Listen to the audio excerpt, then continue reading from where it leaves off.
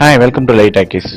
முதல்ல ஜெயலலிதா அவர்கள் ஹாஸ்பிட்டலில் அட்மிட் ஆனது கடந்த மாதம் 22ஆம் தேதி. கிட்டத்தட்ட 40 நாள் ஆக போகுது. இன்னமும் ஜெயலலிதா அவர்கள் குறித்து ஒரு உண்மையான அறிக்கை வெளியிடப்படலை. 11 அறிக்கை வெளியிட்டிருக்காங்க. 10வது அறிக்கை வரைக்கும் அவங்கள முன்னேற்றம் இல்லைன்னு சொன்னாங்க.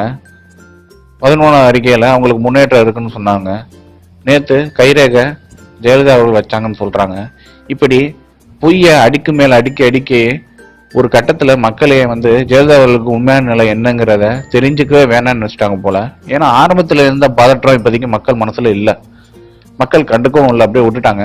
அவங்களே எந்திரிச்சு வந்துருவாங்கன்னு சொல்லிட்டு இப்ப தீபாவளி கொண்டாடப்பட்ட நிலையில அதிமுக தொண்டர்களும் அதிமுக அமைச்சர்களும் தீபாவளியை புறக்கணிச்சது தெரியுது. வெளியே தான் அப்படி, ஆனா வீட்டுக்குள்ள இன்னமும் தீபாவளி கொண்டாடி இருக்காங்களாம். ஜெயலலிதா அவர்கள் உடம்பு சரியில்லாத நேரத்தில் பல அமைச்சர்கள் தீபாவளியை முற்றிலும் புறக்கணிச்சிட்டாங்களாம்.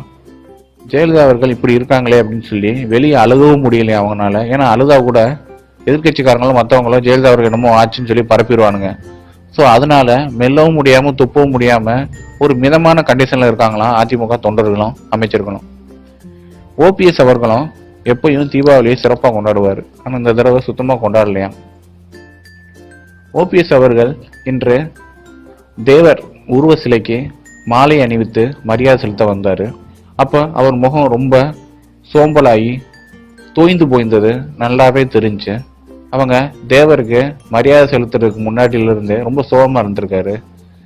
தீபாவளி திருநாளில் கூட அவரால் சந்தோஷமா இருக்க முடியல, அவர் சந்தோஷத்தை வெளியும் படுத்த முடியலை. அதனால தான் பல அமைச்சர்கள் முகம் பார்த்தீங்கன்னா சிரிக்கிற மாதிரியும் தெரியல, அழுகிற மாதிரியும் தெரியல, ரெண்டுக்கும் இடைப்பட்டதில் இருக்கு. ஸோ ஜெயலலிதா அவர்கள் பற்றி உண்மையான அறிக்கை இனியாவது வெளிவருமான்னு பார்ப்போம். ஏன்னா தீபாவளியும் கடந்துருச்சு. இந்த வேட்புமனு தாக்கலில் ஜெயலலிதா அவர்களுடைய கைரேகை செல்லாதுன்னு வேற சொல்லிட்டு இருக்காருங்க எதிர்கட்சிக்காரங்க. பொறுத்திருந்து பார்ப்போம் இனியாவது உண்மை அறிக்கை வெளிப்படுதான்னு. தேங்க்யூ. தேங்க்ஸ் ஃபார் வாட்சிங்.